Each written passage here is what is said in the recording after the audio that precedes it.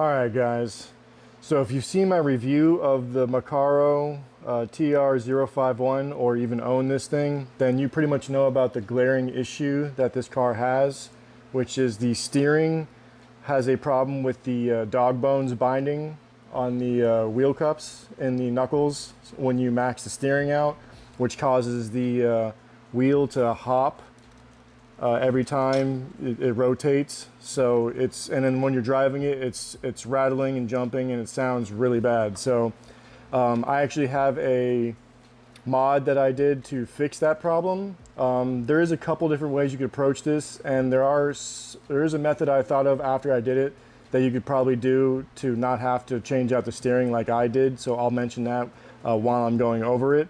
But yeah, this was basically making the car almost undrivable, or it wasn't very fun to drive because of this issue. It's not good for racing or drifting. It's really apparent when you're drifting because you're maxing out the steering, and there's no way to limit the steering on the transmitter to keep the the wheels from maxing out and doing this really bad rattling or binding issue. So I'm going to show you that real quick, and then I'm going to take it apart and show you what I did. So what I did is completely change out the steering setup. So you can see this is max steering now, and it doesn't have that issue anymore. No hopping, no bad rattling. It can steer without any issue. So it's good on both sides. So this completely fixed the problem. So I'm gonna take it apart real quick and show you what I did, and then I'll give you a couple ideas of some different options you can do to fix this problem. Okay, so there's a few different ways you can approach this. I went, I guess, to the extreme and completely switched out the tie rod that connects the knuckles to the steering. This is the original tie rod that comes with the car, and there's too much room in here for the knuckles to move around in and then max out too far at full turn. So yeah, I basically had to get rid of that. There is a method where you could probably keep this, but I'll talk about that in a minute. So I replaced it with one of the Jabela steering tie rods. So I have a bunch of these laying around from some of my old Jabelas that I took apart. So what you'll have to do though is you'll have to cut this down deeper. So just take a razor knife and just slice down those two sides, and then just get rid of that extra piece in there, because you need the servo horn to be able to go down deep enough in it, because this tie rod is a little bit taller than the one that comes with the MCarro. So you can see it's a little bit taller in this area here. So that's a little bit higher up, so you got to compensate by taking away some material, which is fine. You can easily do that. There's also the option of maybe using a Whoosh RC tie rod, and this is one of the ones from the K series. So the K series, you'll actually have to add a little piece here, like from a Jabela, or make your own style to where you can have that there to hold on to the servo horn. Otherwise, if you have like an M series for some reason laying around that you can use, then you could use the M series tie rod and probably not have to modify it too much, kind of like the Jabela one here. But I don't have one of those that's extra laying around. I only have these K series ones, but I'm not using that. I use the Jabela in the end. So as you can see here, here's the Jabela tie rod, and you can see I cut down pretty far, so the servo horn has enough room to go down without any interference. So there's a few different things I did to make this work. I actually did swap out the servo horn. You don't have to do this. I did this because the tie rod wants to lean forward a lot. So the little servo horn here that comes on the MCarro one was almost maxing out to where it might almost slip off the end. I also added some heat shrink around it to make it a little bit thicker, because the hole, you can see this one's a little bit of a skinnier gap than the Jabela gap. It's a little bit wider. So to fill up that space so the servo horn is nice and snug inside the tie rod, I did that just to make it nice and tight in there. But you might not even need to do that if you don't mind a little bit of play. A little bit of play is not too bad. I just did that to try to get rid of as much play as possible. But you also want it to be nice and like smooth so it doesn't get caught or it's too rough, so it's too tight. You want it to have a little bit of sloppiness in there. So I ended up shaving off a little bit just to make sure there's a tiny bit of slop in between the servo horn.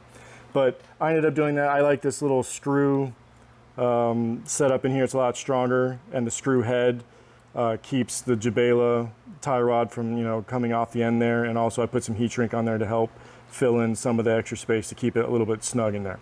So that's what I did for the tie rod. I did have to cut, I don't know if I had to, but I cut a little bit of material off the housing right here that covers over the bearing.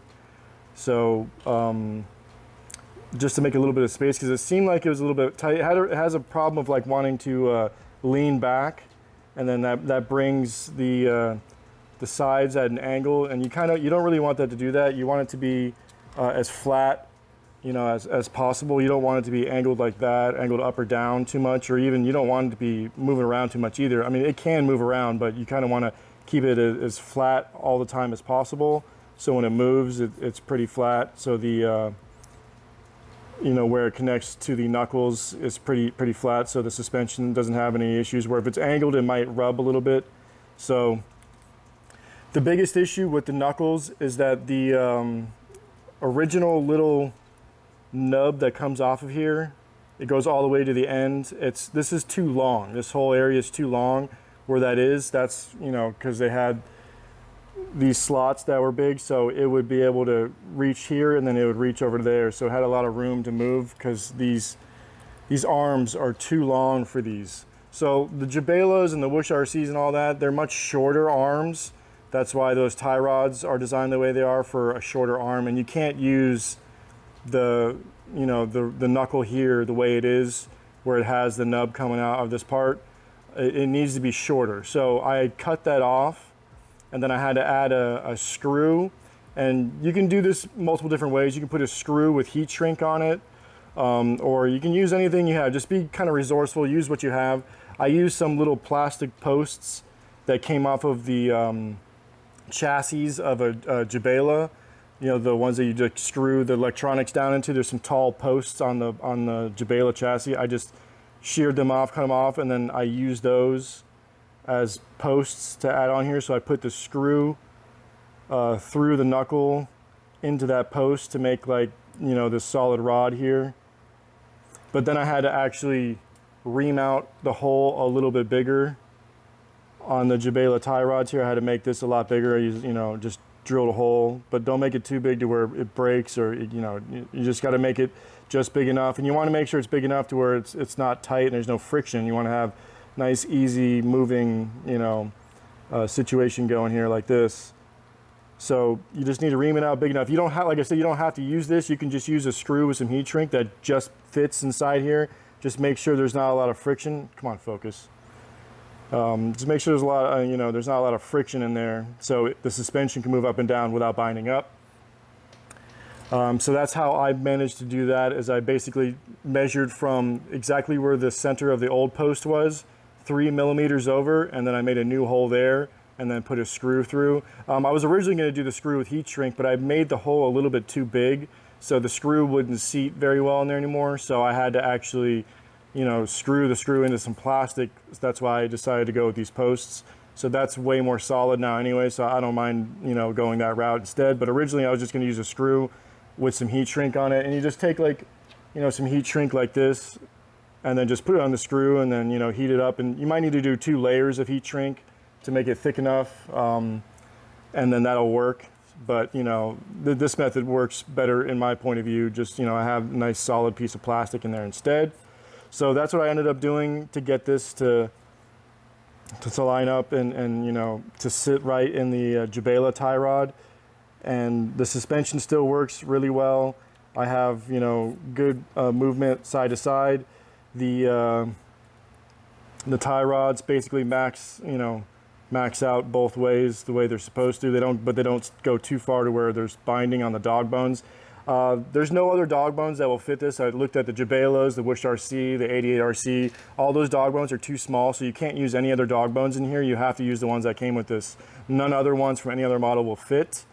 So you're stuck with this. And also with the knuckles, you can't use any other knuckles from any other model either, because the posts are different. Unless you want to remount the post holes, you might need to make these bigger if you want to try to use the Whoosh. But the problem is the dog bones won't fit correctly with the axle in there. So even if you did try to use a different knuckle, the dog bones might fit on one side, but they won't fit on the other, and they just won't work. So you're basically stuck using these. That's why I had to go with this method. Otherwise, I would have just completely taken this knuckle out and used one of those knuckles. So that's the drawback when it comes to that. So this was the only method I could really come up with. But overall, this works great. Like I'm happy with the way this is. But yeah, that's all you really have to do. I mean, if you don't want to do this and you feel like you want to try to make the original one work, what you could do is you need to find a way to limit the steering. So you could put some kind of material here as like a stopper to keep the steering from going too far. And that could possibly fix it without having to do all this crazy modding. So if you put like some plastic or double-sided tape, a few layers here, that something to stop the tie rod and the thing from maxing all the way over. So like it'll stop like, you know, like right there, and just put something there in place to keep the steering from getting too far over. That could possibly work without having to do this. So I should have tried doing that first before, you know, completely just remodding this, but you know, it is what it is. And the reason why I have this wire here is because this tie rod wants to kind of jump up a little bit over here, so it'll like rise up a tad. It wasn't the biggest thing, but it does cause a little bit of vibration on this wheel because of it. So I just took a bit of wire and just, you know, wrapped around the screw here and here, and then that wire right there keeps the tie rod from wanting to pop up, and it doesn't impede its movement at all. It's, you know, still have full range of motion. It just keeps it from wanting to, let me see, wanting to climb up like it was before. So, you know, I just figured that out after I tested a few times, saw a little bit of vibration on this wheel. It wasn't vibrating much on this wheel. This one's fine on this side, just on this side. So I did that to fix it, and so we're good to go now. So I'll do a quick little test run on the ground to show you, you know, how it runs, and then I call it a day on this video. So, all right, I hope you guys learned something from that. Let me just test drive it real quick, and then I'll see you guys in the next one. All right, after the steering mod, this thing is actually driftable now. Probably races a lot better too, and it's not as obnoxious as it was before because it was really loud and annoying and just, you know, tough to control with that issue before. Now everything is good to go. So I'm just gonna do a quick run.